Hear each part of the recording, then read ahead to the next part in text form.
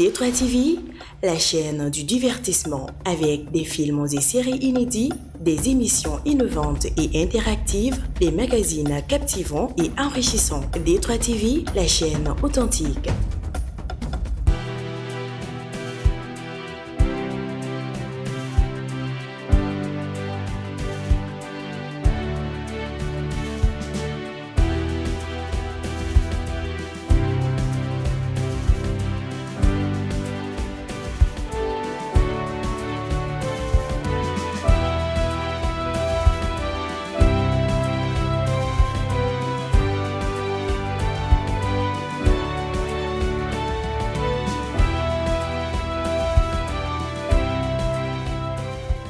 Mesdames et messieurs, très chers téléspectateurs de D3 TV, merci de suivre Recto Verso, votre émission quotidienne d'information et de décryptage qui aborde tous les sujets de développement avec un accent particulier sur les thématiques en lien avec la société, l'économie, la culture et les sciences. Aujourd'hui, sur ce plateau, nous parlons d'économie, j'allais dire de la politique économique du Mali. Quels sont les éléments constitutifs d'une politique économique ? Quels sont les défis structurels de l'économie malienne à l'aune des multiples crises sanitaires, économiques, politiques et sécuritaires? Et enfin, quels sont les enjeux liés à la vulnérabilité structurelle de l'économie malienne? Telles sont, entre autres, les thématiques, mesdames et messieurs, qui seront abordées au cours de cette émission. Sur ce plateau avec nous, deux spécialistes de la question. L'un est un praticien avisé, un fin connaisseur des dynamiques économiques. Il est surtout de ces experts maliens qui n'hésitent jamais en termes de disponibilité lorsqu'il s'agit de vulgariser les questions économiques. L'autre est un jeune et brillant chercheur, enseignant d'économie dans une université privée de la place et très engagé sur les questions de recherche en lien avec le développement. Mesdames et messieurs, nous vous faisons découvrir ces deux invités juste après notre jingle invité.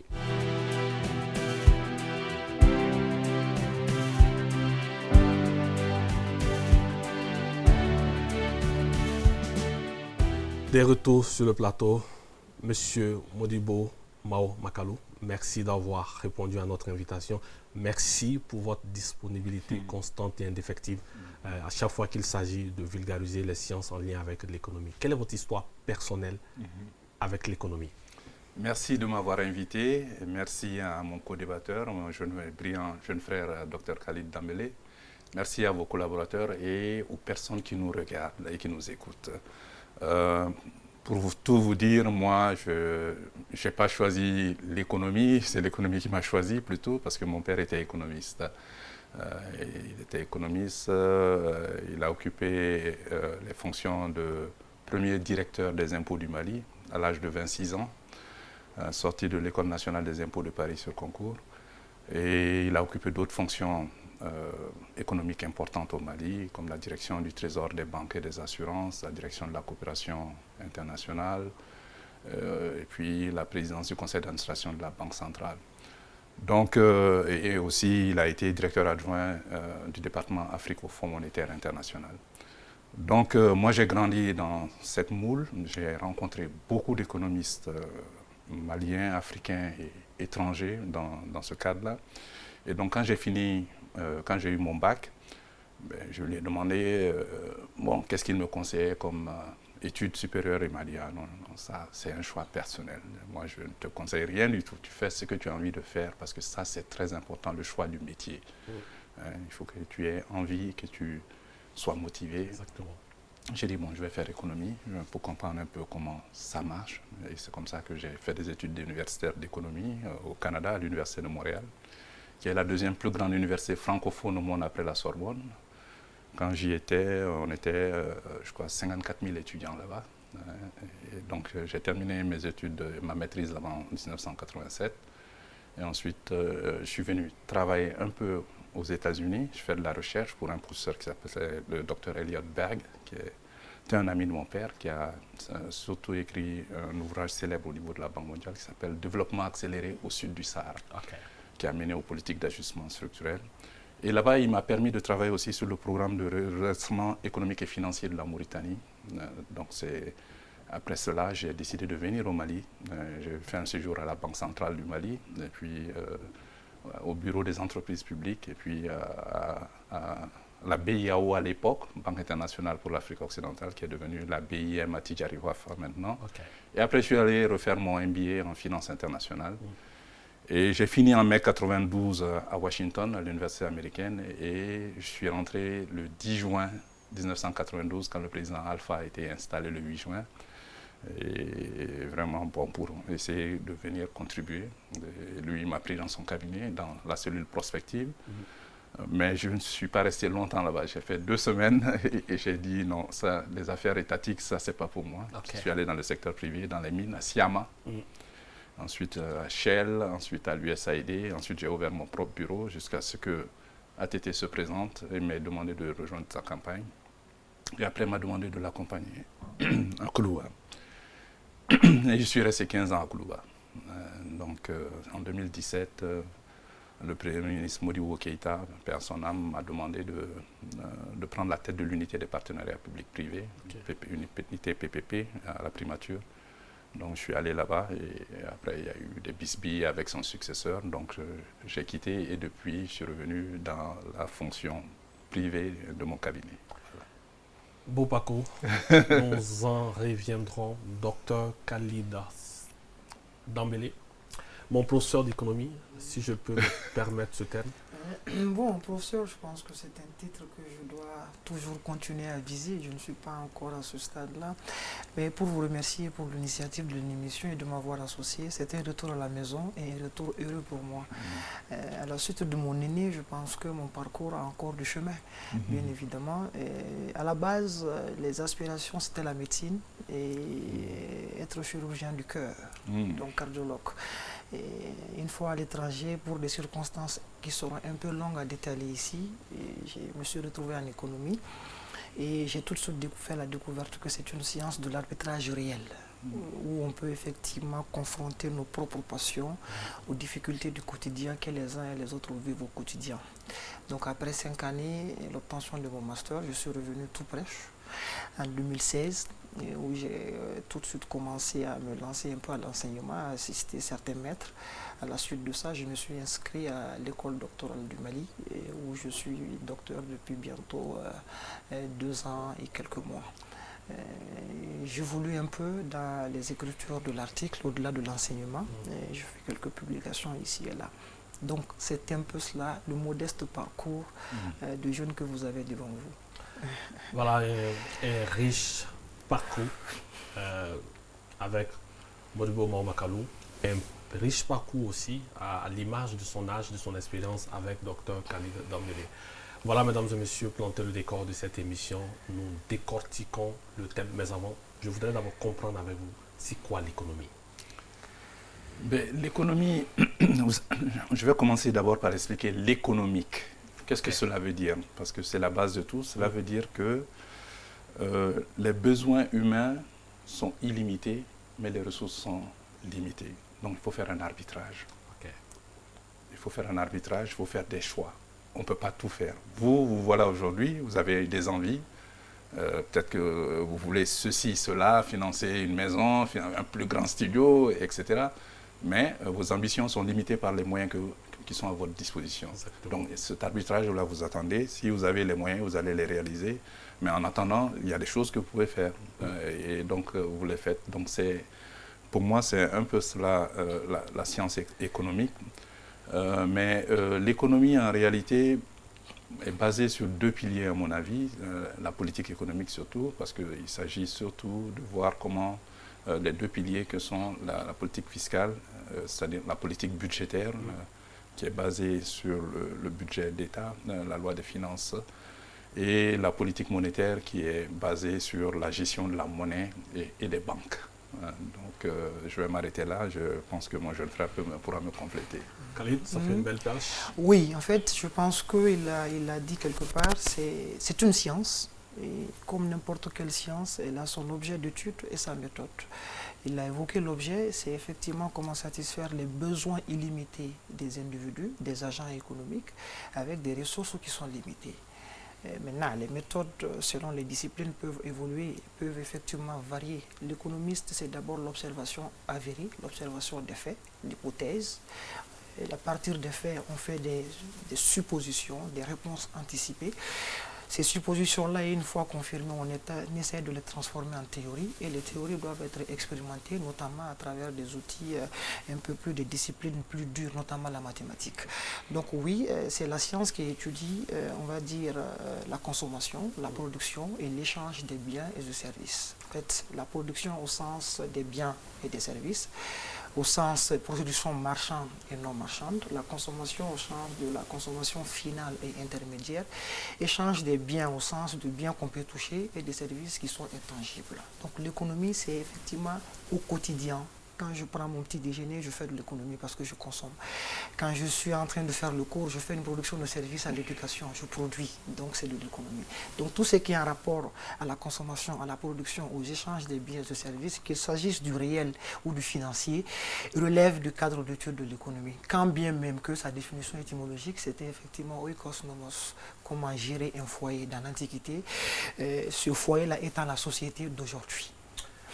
Élément très important, je voudrais qu'on soit d'accord sur ce point. Cette émission a une double dimension pédagogique et scientifique. Donc, les exemples concrets que vous utilisez sont les bienvenus. Ce serait bien d'avoir autant d'exemples concrets pour permettre au public de bien comprendre ce dont il s'agit. Alors, je reviens vers vous, docteur Modibo Mahamadou.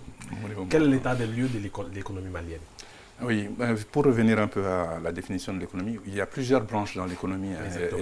Il y a la microéconomie qui concerne les ménages, il y a la mésoéconomie qui concerne l'économie intermédiaire, et il y a la macroéconomie qui concerne les grands ensembles, vraiment au niveau du pays, comme l'inflation, le chômage, etc. D'accord. Donc maintenant, par rapport à votre question, vous savez, le Mali, les défis du Mali sont restés les mêmes. Moi, je suis un féru de l'histoire économique, et en général et en particulier de l'histoire économique du Mali. J'ai eu accès à beaucoup de documentation, j'ai eu accès à beaucoup de personnes ressources, parce que j'ai quand même connu beaucoup de gens qui ont joué un rôle déterminant dans l'élaboration de la politique économique depuis l'indépendance. Les gens avec qui j'ai discuté, la plupart ne sont plus avec nous, paix à leur âme, mais il y en a quelques-uns avec nous encore, avec qui je continue à discuter, qui ont plus de 90 ans, avec qui j'échange presque des gens comme Tonton Fayana Makone, qui a été le premier directeur de malien de la CMDT, un jeune agronome qui est venu à l'Office du Niger de la France directement, on l'a envoyé à l'Office du Niger, Tonton Moureke Konaré, le grand frère aîné du président Alpha, qui a été directeur de Djamou, le cimenterie, grand spécialiste. C'est des gens avec qui j'échange sur leur époque. Et les données que j'ai, je les confronte enfin, je me renseigne davantage avec eux, j'échange avec eux, et aussi sur l'actualité, parmi tant d'autres. Donc, vous savez, nous avons eu des grands défis parce que ce pays est né dans la douleur.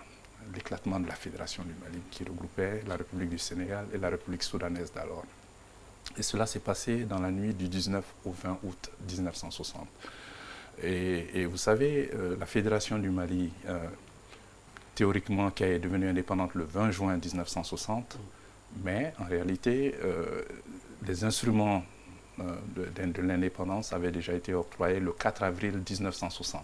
Exactement. Et vous remarquerez que le 4 avril 1960, c'est la fête d'indépendance du Sénégal. Ça aurait pu être notre fête d'indépendance aussi. Exactement. Mais comme on s'est disputé et on ne voulait pas avoir la même fête d'indépendance qu'eux, mais on continue à avoir la même devise qu'eux, un peuple, un but, une foi.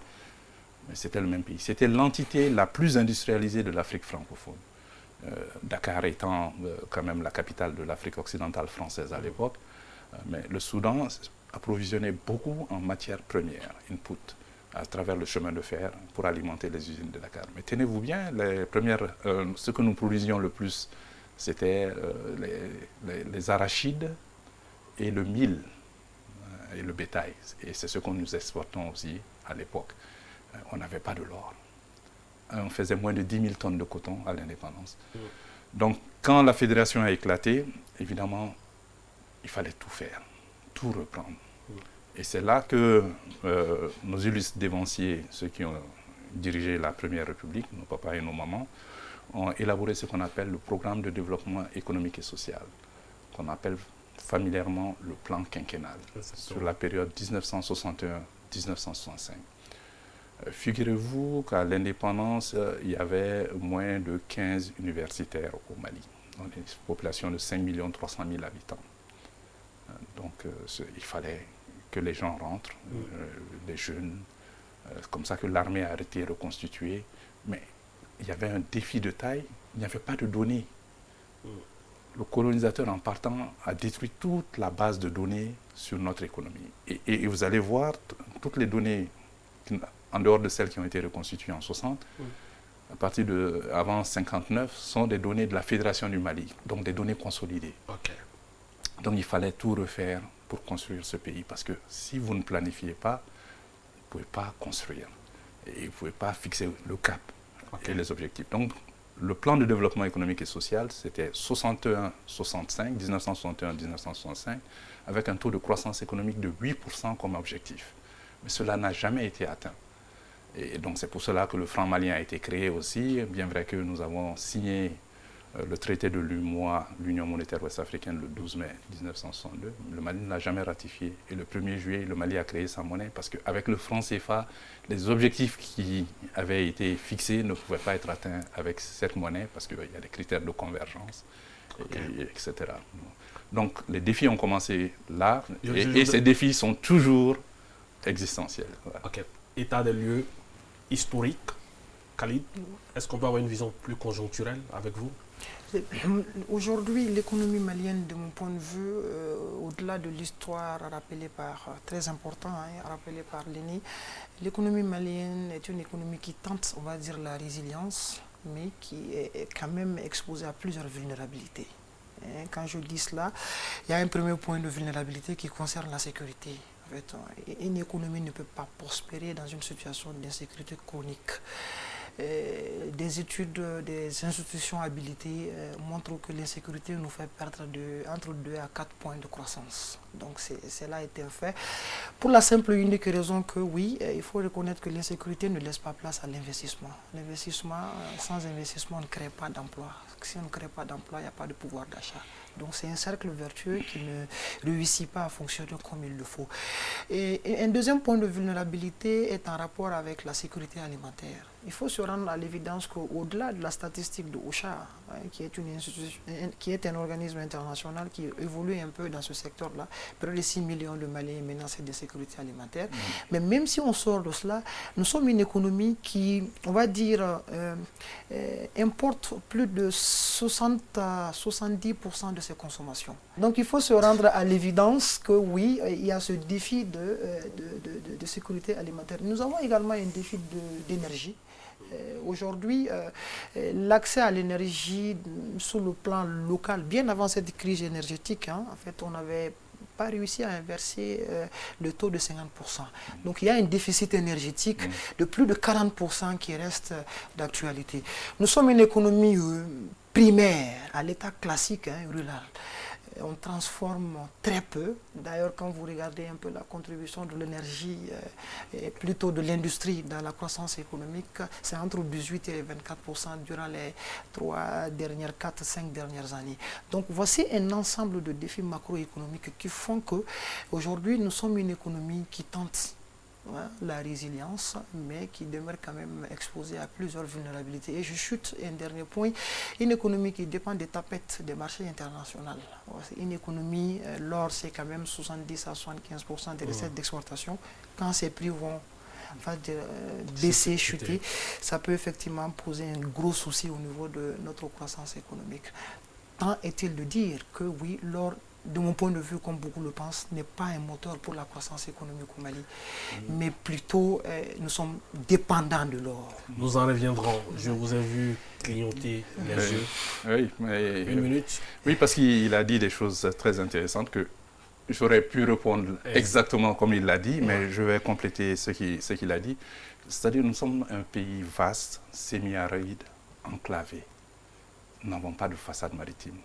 Depuis l'indépendance, nous avons un déficit commercial. Il l'a dit, nous achetons plus de biens et de services à l'extérieur que nous n'en vendons. C'est-à-dire que nos exportations sont inférieures à nos importations.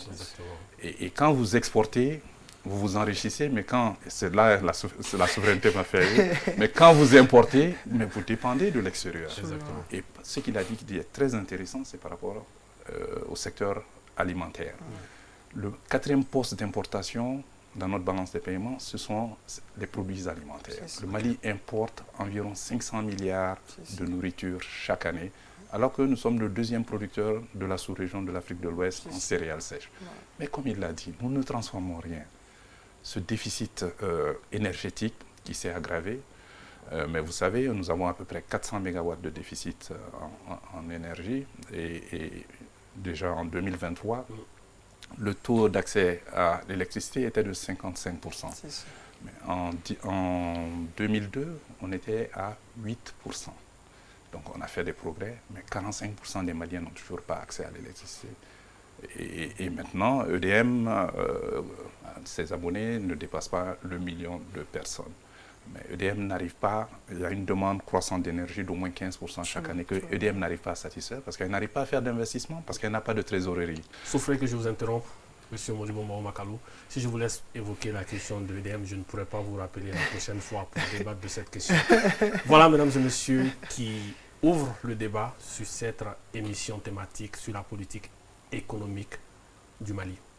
Nous soufflons et nous revenons pour l'autopsie.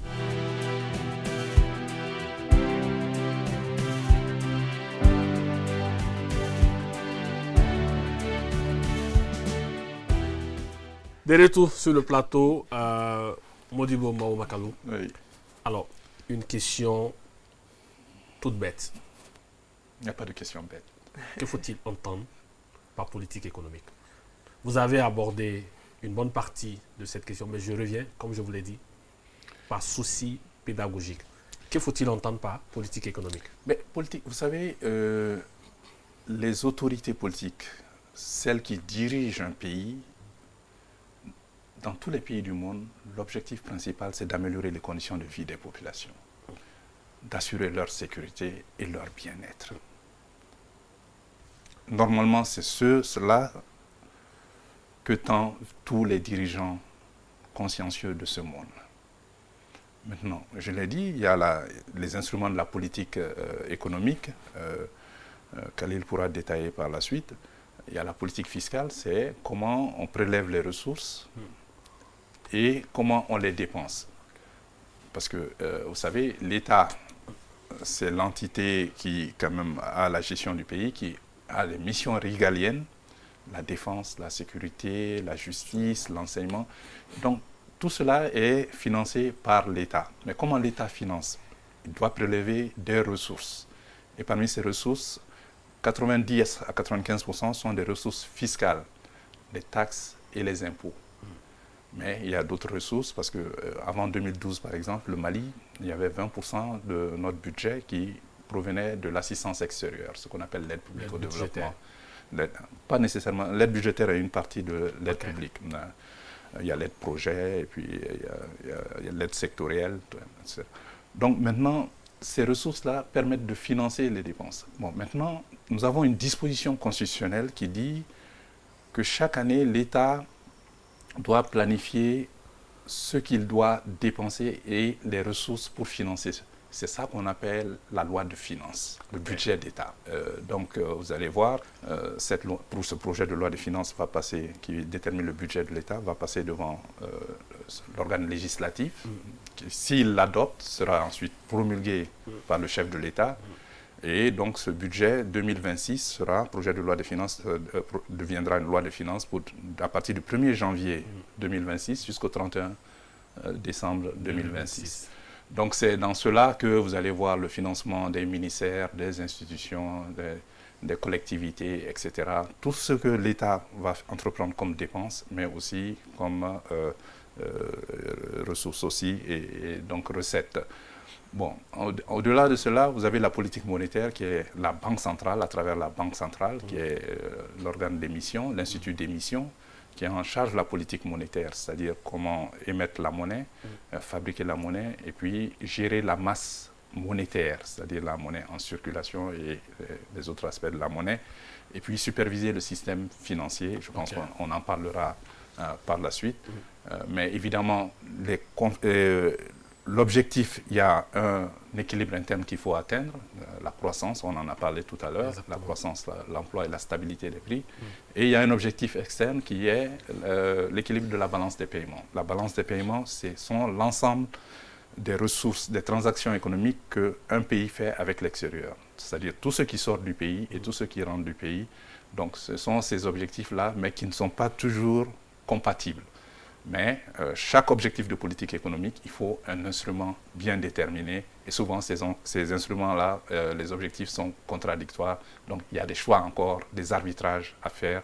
Et c'est ce que les autorités politiques doivent faire. Alors, au regard de cette définition proposée par Modibo Mahamat-Kallou, quels sont les éléments constitutifs d'une politique économique? Dr Khalid. Les éléments constitutifs d'une politique économique, il a évoqué un peu un certain nombre d'éléments qui, en gros, sont des instruments qui permettent aux autorités budgétaires, quand c'est la politique budgétaire, aux autorités monétaires, quand c'est la politique monétaire, d'influer sur la conjoncture économique. Alors, les éléments constitutifs sous le plan budgétaire, il l'a évoqué, il y a ce qu'on appelle le budget avec deux postes, les dépenses et les recettes. La soustraction ou la dynamique ou l'interaction entre ces deux-là débouche sur un flux qu'on appelle le déficit.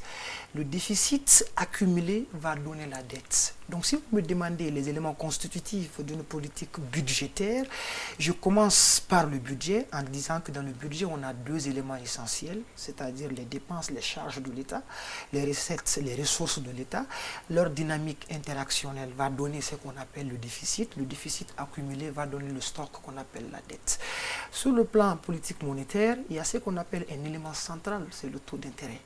Sur le plan, on va dire, banque centrale, il l'a évoqué quelque part, c'est effectivement le taux directeur. C'est-à-dire que le système monétaire est organisé de telle sorte que les banques que nous côtoyons tous les jours sont appelées banques commerciales. Ces banques-là ont leur banque, qu'on appelle banque centrale. Dans le cas de notre pays, c'est ce qu'on appelle Banque centrale des États de l'Afrique de l'Ouest, la BCEAO, et qui gouverne effectivement le système monétaire de la zone, qui gouverne la monnaie avec ses enjeux au sein de cette zone-là. Donc pour dire que la politique économique appartenant à une zone monétaire et économique, notre politique économique est insérée dans le cadre de la politique économique de l'UEMOA, pour ne pas dire dans le cadre de la politique monétaire de la BCEAO. Donc il faut se rendre à l'évidence que c'est un cadre d'union que nous évoluons. Bien sûr, il y a des discrétions qui sont laissées à la charge de chaque État pour effectivement agir, mais le tempo est donné par le Dieu. Alors, Modibo Mahamat-Kallou, comment fonctionne tout ce dispositif? Qui fait quoi, comment et pourquoi et dans quel cadre?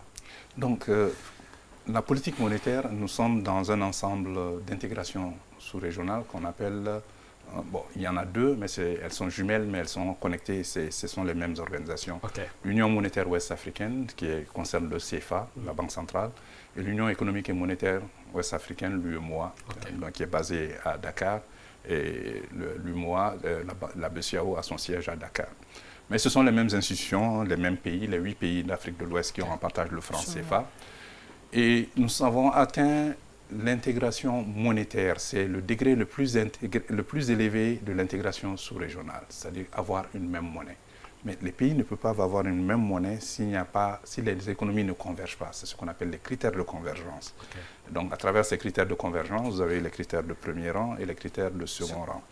Donc, ces critères-là font que, évidemment, les pays peuvent avoir la même monnaie parce que, par exemple, si vous n'avez pas un taux d'inflation à 2 chiffres de manière constante dans un pays, à un pays qui a presque pas d'inflation, c'est difficile d'avoir la même monnaie parce que la monnaie, c'est le pouvoir d'achat.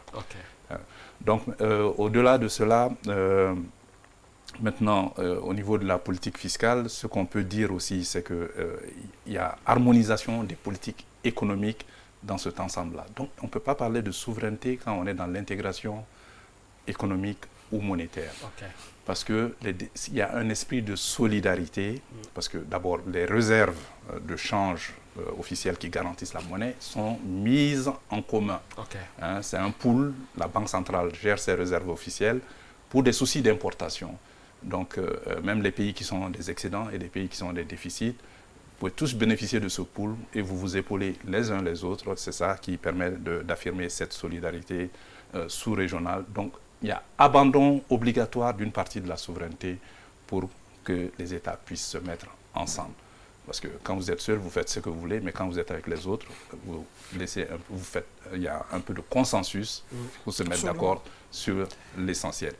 Donc, au-delà de cela, pour la politique fiscale, il y a aussi dans les critères de convergence, par exemple, il a parlé du déficit budgétaire. Le déficit budgétaire, c'est quelque chose de très important. C'est un critère de premier rang.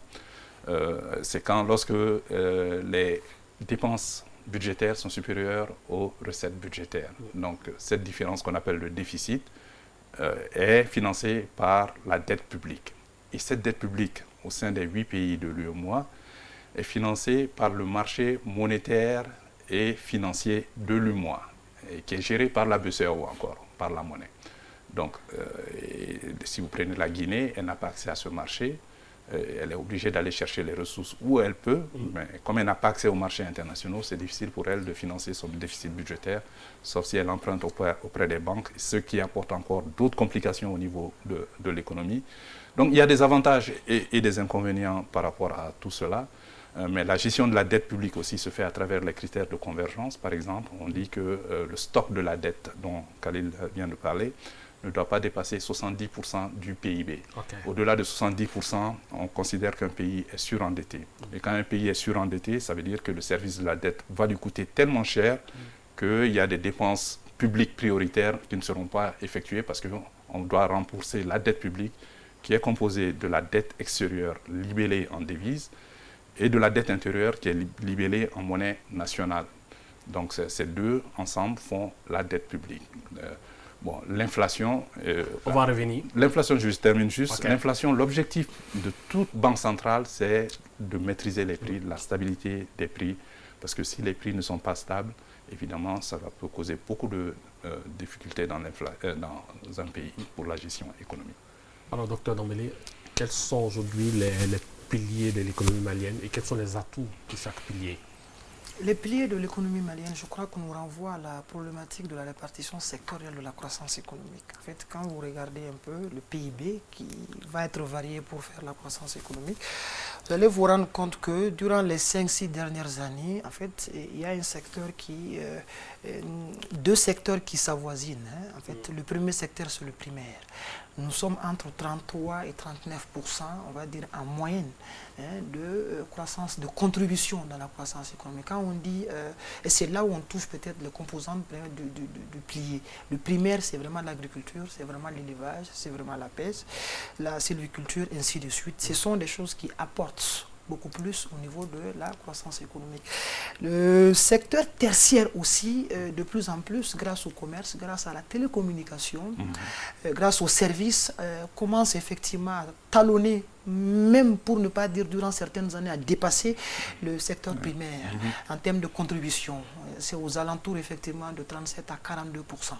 Il faut également se rendre à l'évidence que le dernier secteur qui vient dans cette classification-là, c'est le secteur secondaire où on trouve l'industrie qui est principalement tiré aujourd'hui par l'or. Récemment, on a lancé la découverte de lithium. Je crois que ça ne fait pas encore 2 ans. On ne peut pas se prononcer réellement. Il y a quand même des apports qui sont estimés. Mais il faut se rendre à l'évidence que oui, c'est le secteur qui vient en 3e position en termes de contribution. Donc quand on veut parler de piliers, il y a l'agriculture. Quand on veut parler de piliers, il y a l'or. Quand nous voulons parler de piliers, il y a le bétail. Quand nous voulons parler de piliers, il y a le coton, qui participe activement à la production nationale, qui participe activement à la mobilisation des ressources, des recettes pour permettre à l'État de financer ses dépenses. Alors, docteur Khalid, merci. Monsieur Makalou, oui, évoqué trois principaux piliers. Je pense que les tendances économiques évoquent de nouveaux piliers. En fait, c'est la structure de l'économie qu'il vient de décrire d'abord, en premier lieu. Il l'a dit, le secteur primaire était quand même le pilier de notre économie avec le coton, mais il est en train de baisser. Et il est en train de baisser et je pense que l'année dernière c'était 35%. Bon, maintenant, le secteur secondaire, l'or est tiré par l'or et maintenant le lithium, mais l'industrie est en train de baisser, parce que, surtout avec la crise énergétique, ça va quand même baisser davantage et les attaques terroristes aussi. Maintenant, le secteur des services, c'est ce qui est intéressant, qui est Voilà, et qui est maintenant à 45%. 45%. À 45%, je pense que essentiellement c'est à cause des télécoms qui connaissent un essor fantastique, et surtout avec le mobile money. Hein, donc les services financiers, voilà, de téléphonie qui sont associés aussi à la téléphonie elle-même. Mais aussi, les Maliens sont des grands transporteurs et dans la sous-région. Nous avons une flotte importante. Étant un pays enclavé, cela joue un rôle important. Maintenant, j'aimerais ajouter par rapport au secteur des services recettes d'exportation, il l'a dit, l'or, nous sommes vraiment dépendants de l'or. Nous étions dans la monoproduction de l'or, et maintenant avec le lithium depuis le 6 novembre 2025, nous sommes maintenant premier producteur africain de lithium, avec l'inauguration de la mine de Boulamina le 15 décembre 2024, qui est une mine de classe mondiale, et maintenant Guanana, qui est le 6 novembre 2025. Le Mali est le premier producteur de lithium. Nous venons de surpasser le Zimbabwe. Mais d'autres pays comme le Ghana, la Côte d'Ivoire et le RD Congo sont en train de vraiment lancer des programmes d'exploration. Parce que la transition énergétique et écologique ne se fera pas sans lithium, sans cobalt, sans coltan, sans ces minéraux critiques, dont 40% se trouvent en Afrique. Mais le hic, c'est qu'il y a encore à peu près 600 millions d'Africains qui n'ont pas accès à de l'électricité, alors que toutes ces ressources se trouvent ici, alors que la RD Congo seule peut électrifier toute l'Afrique. On a parlé du déficit d'électricité ici. Nous avons 10 plus grands fleuves d'Afrique, le fleuve Sénégal et le fleuve Niger. Mais vous avez vu avec l'orpaillage comment on est en train de détruire ces trésors naturels. Donc ça, c'est des choses sur lesquelles nous devons revenir. Et actuellement, nous avons une production solaire d'énergie renouvelable basée sur le solaire qui fait moins de 5% du mix énergétique. C'est trop faible. Nous sommes un des pays les plus ensoleillés au monde. Près de 300 jours. Hein. Voilà. Et les prix des équipements d'énergie renouvelable et surtout d'énergie solaire ont baissé de plus de 80% ces 10 dernières années. Donc je pense que c'est des opportunités nouvelles avec le lithium. Et le lithium, maintenant, il ne faut pas que ce qui est arrivé avec l'or continue avec le lithium, que nous continuons à exporter de la matière première sans faire même des produits semi-finis et des produits finis, parce que nous en avons l'opportunité, et parce que nous sommes avec des grands producteurs chinois qui sont présents dans toute la chaîne de production du lithium, de l'exploration jusqu'au recyclage des batteries. Et ce sont ces batteries qui marchent sur tous les appareils électroniques, les véhicules électriques, et aussi les appareils d'énergie renouvelable, que ce soit l'éolienne, le solaire, etc. Donc vraiment, profitons-en, les 45% des Maliens qui n'ont pas accès à l'électricité, comment trouver des facilités pour des batteries, ce que nous produisons chez nous, parce qu'on a 2 pays voisins qui sont en train de produire des batteries avec des investissements étrangers et qui ne produisent pas de lithium. Donc soyons très prudents. Ok. Dr Khalid, quels sont aujourd'hui les facteurs qui affectent la croissance économique au Mali? La croissance économique au Mali est affectée par plusieurs facteurs, parmi lesquels nous pouvons retenir la sécurité. L'insécurité, en fait, peut amener des difficultés de production, des difficultés de culture. On l'a évoqué précédemment.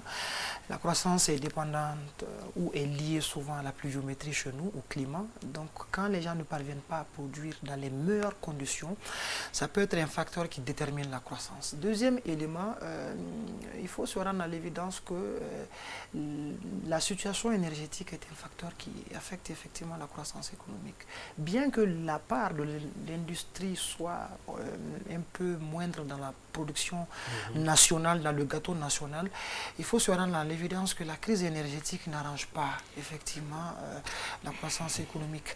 Et il y a un aspect aussi en rapport. Quand on dit énergie, on parle d'industrie. Quand on parle d'énergie, on parle de capacité à produire, donc de niveau de capacité à produire, le capital humain. Aujourd'hui, nous n'arrivons pas à faire des croissances qui nous permettent de décoller notre transformation structurelle, par exemple 7% de croissance économique. Pourquoi?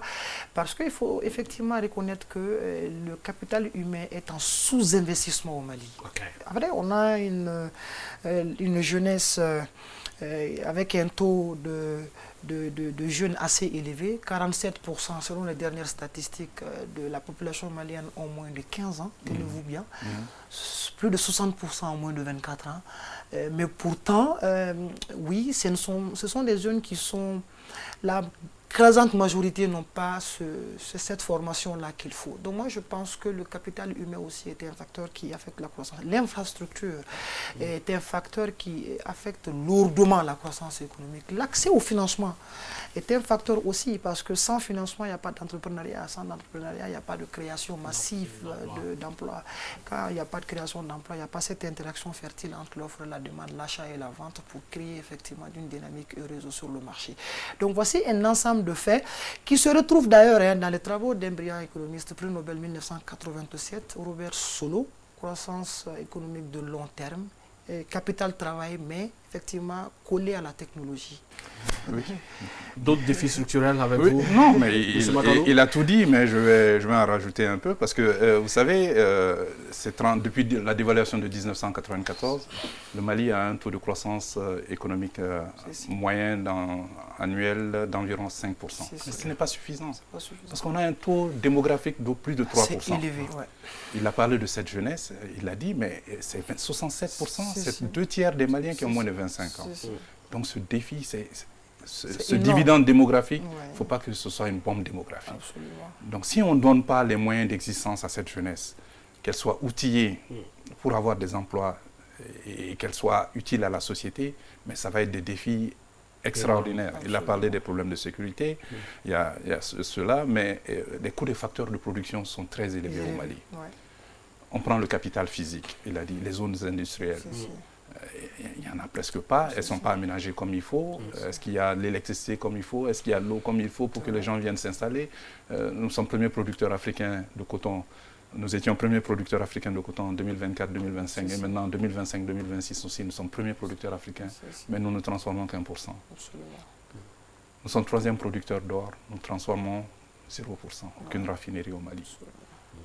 Nous sommes premiers producteurs africains de lithium, c'est encore trop tôt. Bon, on ne transforme rien pour le moment. J'espère que dans les 5 années à venir, on va transformer quelque chose. Nous sommes grands producteurs de bétail, deuxième en Afrique de l'Ouest après le Nigeria, 12e en Afrique, mais nous transformons très peu d'abattoirs pour faire de la viande, les copeaux, les cuirs, etc. Bon, maintenant, au niveau des facteurs de production, le capital physique, je l'ai dit, l'accès à l'électricité, il ne s'agit pas d'avoir l'électricité seulement, mais à bon coût et de l'électricité fiable. Parce que l'électricité qui n'est pas fiable, même si c'est bon coût, ça va détruire l'outil de production. Exactement. Bon, vous avez le capital physique, il en a parlé, l'atout, c'est cette jeunesse, mais sauf que nous avons très peu d'ouvriers spécialisés, de techniciens. Dans ces mines-là, vous voyez, de plus en plus, nous avons quand même des ingénieurs de haut niveau et autres, mais est-ce que les ouvriers spécialisés que nous importons, nous en avons assez ici, nous sommes en train d'en former. Bien vrai que les énergies, les mines, ce sont des ressources non renouvelables, mais je pense qu'il est important quand même que la main-d'œuvre, qu'on puisse connecter l'économie locale à l'industrie minière. Et maintenant, le capital financier, c'est un problème. Il a parlé de taux directeur, c'est le taux principal auquel la Banque centrale prête aux banques commerciales. Il est à 3,25%. Mais il ne finance pas les industries, il ne finance pas les investissements. Pas au-delà de 15 ans, 20 ans, 30 ans. Et les taux sont encore très élevés. Parce que tu n'as pas, malgré que les banques empruntent à 3,25%, c'est difficile d'avoir un taux en dessous de 10%, même si parmi les meilleurs clients. Et dernièrement, le capital immatériel, la science, la technologie, l'innovation et la recherche. Il l'a dit, c'est très important, Solow l'a indiqué. Mais aujourd'hui, nous traversons la révolution numérique, digitale. Et avec cette jeune population, mais ça devrait être un atout pour nous. Parce que les jeunes, c'est naturel chez eux, ces outils. Mais encore faut-il qu'on les prépare à cela, et qu'on les oriente, qu'on les motive, et qu'il y ait une adéquation emploi-formation. Parce qu'aujourd'hui, même la Chine ne veut plus être l'usine du monde. Elle veut être un service, elle veut créer des services à haute valeur ajoutée à travers les créateurs de contenu. Vous êtes dans l'industrie culturelle, vous savez comment ça marche, le cinéma, la mode. Et nous sommes un pays de culture. L'Union africaine a dit... Nous sommes dans l'année de la culture. Non, mais en dehors de cela, l'Union africaine a décidé que la renaissance culturelle africaine ne peut pas se faire sans deux pays africains, le Mali et l'Éthiopie. Donc profitons de tout cela. Exactement. Khalid, avec vous aujourd'hui, en termes de tendance, quelles sont les orientations stratégiques en termes de politique économique? Moi, je pense qu'on doit continuer à travailler sur la sécurité. Je reviens encore là-dessus. Pourquoi? Parce qu'aucune économie ne peut prospérer.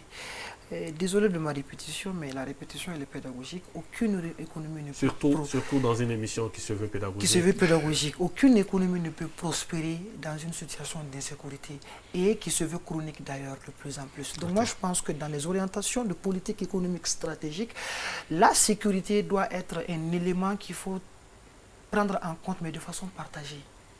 Et il ne faudrait pas que ça soit vraiment la chose. Quand on dit sécurité, les gens voient l'arme. En fait, il y a ce qu'on appelle la sécurité économique, par exemple. Aujourd'hui, on n'en parle pas peut-être assez, mais il faut se rendre à l'évidence que de plus en plus, une grande partie de la population est en train de tomber dans l'insécurité alimentaire, pour ne pas dire être menacée de faim. Le deuxième élément qui me semble être d'une importance capitale, c'est de voir comment est-ce qu'on peut amorcer la transformation structurelle de notre économie.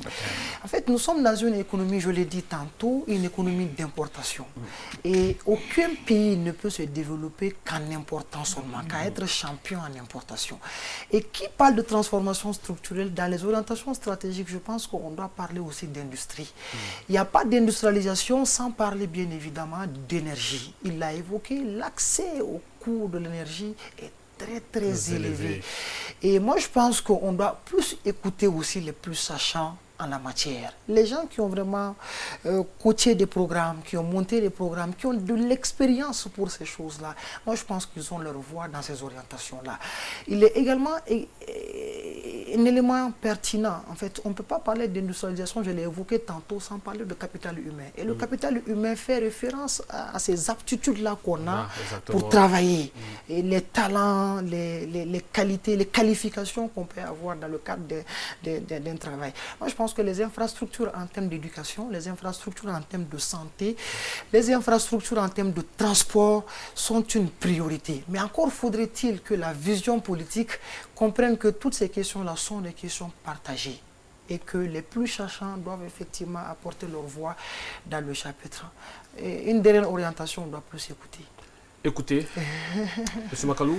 Écoutez, moi, ce que Khalil vient de me dire m'inspire beaucoup, mais je vais dire que c'est prouvé qu'il y a une corrélation positive entre l'accès à l'énergie et la croissance du produit intérieur brut. Plus vous avez accès à l'électricité, plus vous produisez. Exactement. Et la transformation structurelle dont il a parlé, c'est quitter les secteurs à faible valeur ajoutée vers les secteurs à plus haute valeur ajoutée. On a dit les 4 produits d'exportation. On ne transforme rien. Mais vous ne pouvez pas le faire sans électricité, sans la main-d'œuvre qualifiée, sans la réglementation qui accompagne, sans le capital disponible pour financer tout cela. Alors, M. Makalou, à partir de cette réalité, alors qu'est-ce qui fait la particularité d'une économie comme celle du Mali par rapport aux autres économies? Vous savez, nous sommes assujettis au choc exogène. Nous avons une économie vulnérable qui dépend beaucoup du prix des matières premières, que ce soit le coton, c'est sur le marché international, le lithium, l'or, sauf le bétail. Et le bétail, il a parlé de l'insécurité. Mais vous savez, Kofi Annan en 2005 disait, dans une réunion de Conseil de sécurité des Nations Unies, qu'il n'y a pas de sécurité sans développement, ni de développement sans sécurité. Mais moi, je vais plus loin. La sécurité et le développement sont indissociables. Sont indissociables. Si vous avez la sécurité et que vous n'avez pas le développement, vous allez aggraver des problèmes. Et si vous avez le développement et que vous n'avez pas de sécurité, c'est même impossible. Mais maintenant, ce dont il a parlé qui est très important aujourd'hui, la sécurité alimentaire, mais 70% de nos populations vivent en zone rurale. Et ce sont ces zones rurales qui produisent et qui nourrissent les zones urbaines. Mais sans investissement, sans sécurité, sans vision, on ne peut pas y aller. Parce que le désenclavement intérieur et extérieur, comment lier les zones de production aux zones de consommation? Il l'a dit, à l'Office du Niger, on produit des tomates. Mais est-ce que ça peut arriver à Bamako dans les délais si on n'arrive pas à les conserver? Le lait, on a le deuxième cheptel d'Afrique de l'Ouest, mais le lait frais pour en avoir à Bamako, c'est la croix et la bannière, parce qu'on n'arrive pas à conserver. Donc ça, ce sont des choses que nous devons revoir, parce que sans investissement, aucun pays n'avance. Et moi, j'ai l'habitude de le dire de manière prosaïque, l'argent n'aime pas le bruit. Si vous n'arrivez pas à rassurer les investisseurs nationaux et étrangers, cela va poser des problèmes parce que qui va investir?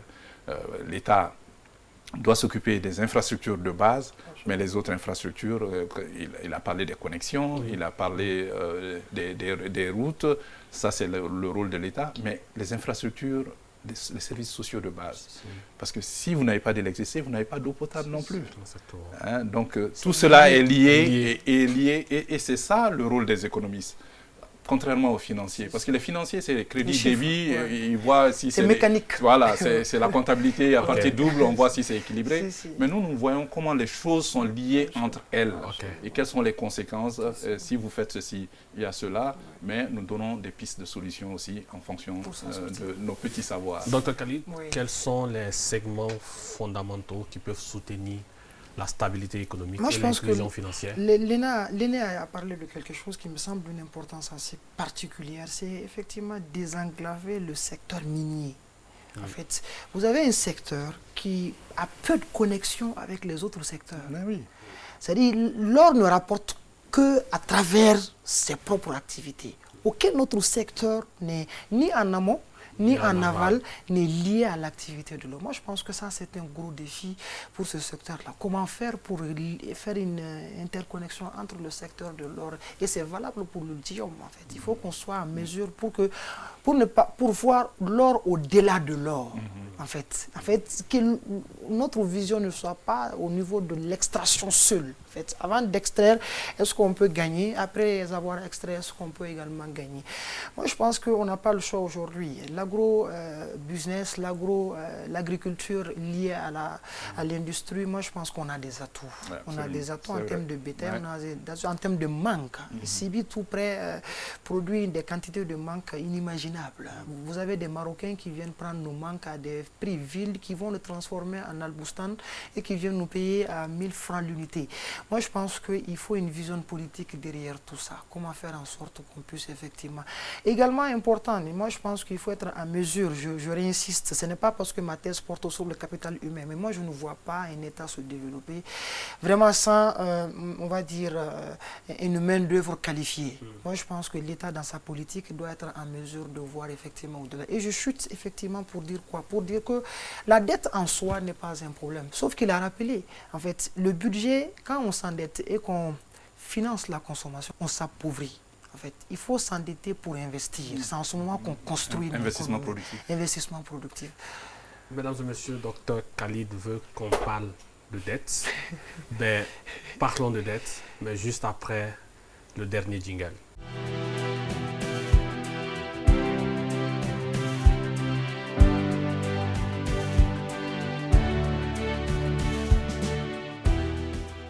Monsieur Makalou. Mais, vous savez, les pays sont en compétition. Le Mali est premier producteur africain de coton, le Bénin deuxième. Si vous demandez aux gens de venir créer des unités textiles entre le Mali et le Bénin, où est-ce qu'ils vont aller? Et pourquoi? Ils ont la façade maritime, ils ont l'électricité, ils ont des zones industrielles. Donc on ne parle pas dans le vide, c'est une question de vision. Et ils n'avaient pas cela il y a 10 ans. Moi j'ai été visiter un peu ce qu'ils faisaient, tout cela se construit. Et c'est à partir du capital humain que nous pouvons faire tout cela. Et maintenant, pour quand même améliorer la compétitivité de notre économie. Avant la compétitivité, j'aimerais d'abord vous faire réagir sur les enjeux stratégiques de la dette, qu'elle soit extérieure, si vous voulez, au public. Mais la dette, c'est une question à laquelle je suis beaucoup attaché.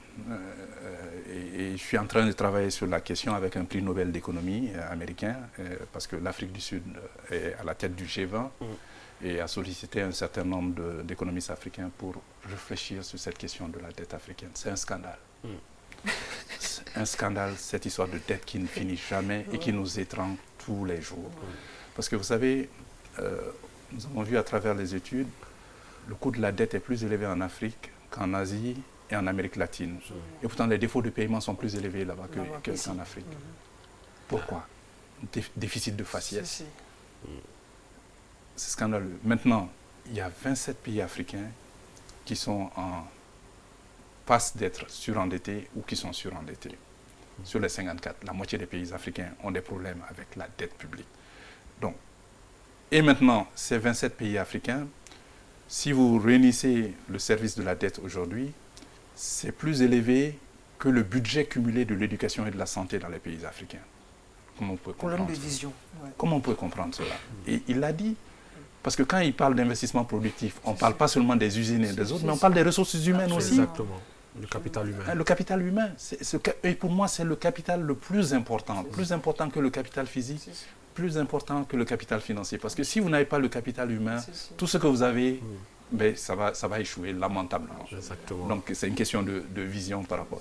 Maintenant, par rapport aux aspects stratégiques, je le disais, et la dette, évidemment, le Mali est par chance quand même, nous sommes un pays qui n'est pas surendetté, parce que le seuil, c'est quand même 70% du PIB, que le stock de la dette.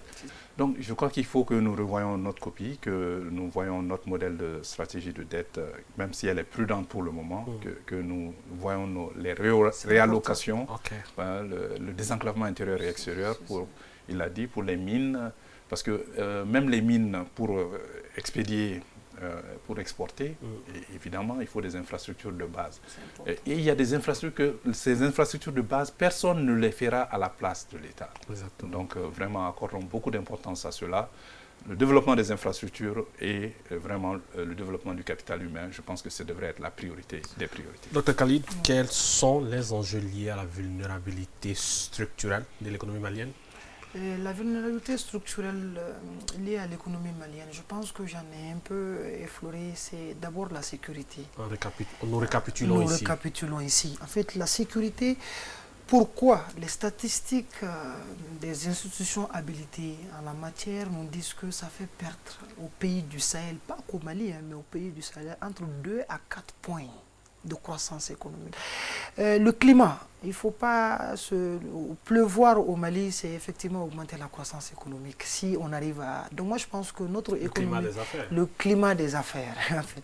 Donc je pense que le climat des affaires est un aspect qui, de mon point de vue, doit s'améliorer. La justice sociale, il faut que l'investisseur ait confiance au système juridique. Il faut qu'on puisse... Le capital va là où la confiance règne. C'est pas quelque chose qui est spécifique qu'au Mali. Moi, je pense qu'il est aussi primordial, il faut une vision. En fait, c'est là où je quitte un peu la vulnérabilité. Et la vision, aujourd'hui, moi, je pense qu'il nous faut plus une économie, une politique économie ou un ministère de l'économie qu'un ministère de budget. En fait, notre vision doit aller au-delà de la simple gestion de la loi de finances. C'est vrai, le budget, c'est le moyen. Mais derrière tout ça, il faut une vision macro capable de prendre en compte tous ces enjeux-là. Je ne pense pas aujourd'hui qu'on a pris cette route-là, pour le moment. Monsieur Makalou, les perspectives économiques, pour terminer.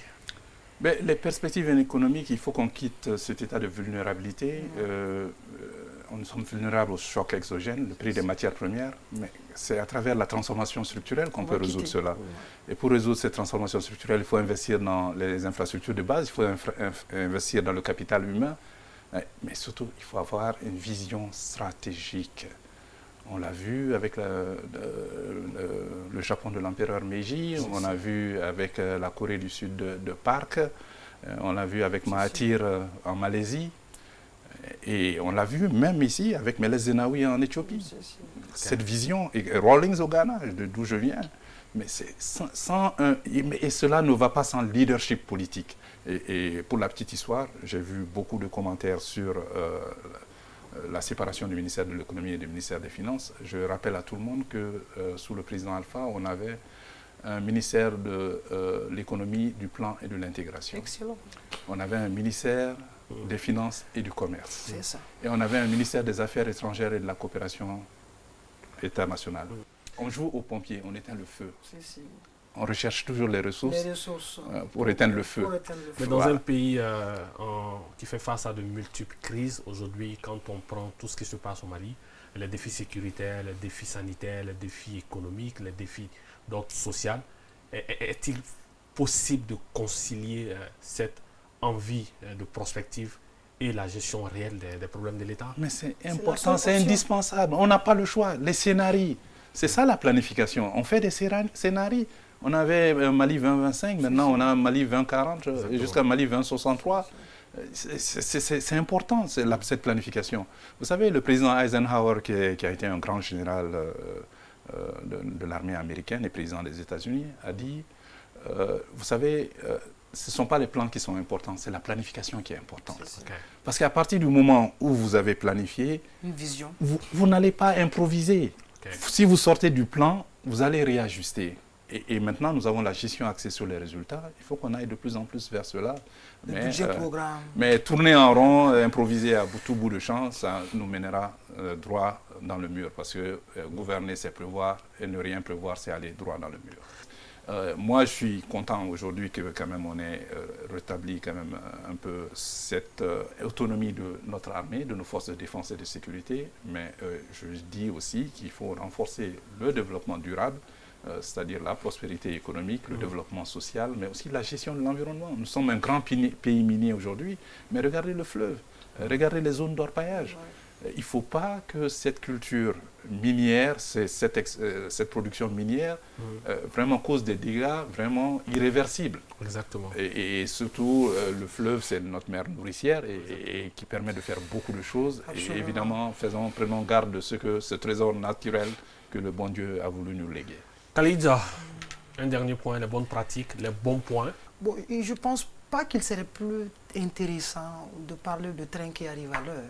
En fait, un train qui arrive à l'heure n'intéresse pas trop un observateur. Moi, personnellement, quand j'observe la situation de mon pays, c'est dans le cadre de la critique constructive Exactement. Que je vois les choses. En fait, c'est vrai que oui, on semble dire que l'armée retrouve un tout petit peu, en fait, certaines indépendances quant à l'achat de certains armements. Mais moi, je pense que la sécurité et le développement économique s'impliquent mutuellement. Okay. Donc, il ne faudrait pas penser qu'on va arriver à une situation sécuritaire sans pour autant une vision économique. En fait, moi je pense qu'il va falloir que le dispositif sécuritaire soit partagé et qu'il puisse y avoir des réflexions économiques pour accompagner. Monsieur Makalou, je me retourne vers vous. Les bonnes pratiques pour terminer. Je pense que, évidemment, nous avons moins de pression politique qui viennent de l'extérieur, mais toujours est-il, je pense que cette autonomie que nous essayons d'acquérir. Évidemment, je pense que Kwame Nkrumah, moi je suis un panafricaniste, Kwame Nkrumah a dit l'Afrique doit s'unir ou périr. Aujourd'hui, nous sommes dans un ensemble d'organisations d'intégration sous-régionale, notamment l'UEMOA, et maintenant nous allons aller vers le cours de la CEDEAO. Donc les monnaies que nous avons en Afrique de l'Ouest doivent disparaître dans à peu près 13 mois. Qu'est-ce que nous sommes en train de préparer par rapport à cela? Il y a une confédération qui a été mise en place, l'AES, mais c'est une confédération, c'est quand même une juxtaposition d'État parce que chacun garde son autonomie et ses institutions. Mais je pense que l'objectif, c'est d'aller quand même vers une organisation d'intégration économique et monétaire. Donc il va falloir quand même gérer tout cela. Il y a la création de la banque d'investissement qui est en cours. Je pense que ces 3 pays ont les mêmes défis. Et en mettant en place leurs forces, je pense qu'on peut créer des synergies et des économies d'échelle. Ce n'est pas une question d'appréciation personnelle. Et évidemment, nous voulons que nos pays évoluent positivement. Il y a des progrès, mais il y a encore beaucoup à faire. Et le développement, c'est un processus à long terme. 50 ans dans la vie d'un pays, ce n'est rien du tout. Exactement. Voilà, mesdames et messieurs, qui met fin à cette émission. Vous faites bien de le dire, nous sommes dans un processus qui intègre plusieurs dynamiques. Une dynamique universitaire avec le rôle des universitaires qui ne manquent pas de jouer leur partition, une dynamique sociale et sociétale avec des observateurs comme vous qui n'hésitez pas à critiquer mais aussi à proposer des solutions, mais aussi une dynamique médiatique et c'est le rôle que D3 veut jouer à travers cette émission Recto Verso, apporter sa contribution au débat, apporter aussi, créer un rendez-vous qui va permettre à toutes les personnes, à tous les sachants, comme le dirait Dr Khalid, d'apporter leur modeste contribution au développement de ce pays. J'ai été ravi de vous présenter cette émission. Merci à nos 2 invités. Nous vous donnons rendez-vous demain pour un autre numéro de Recto Verso.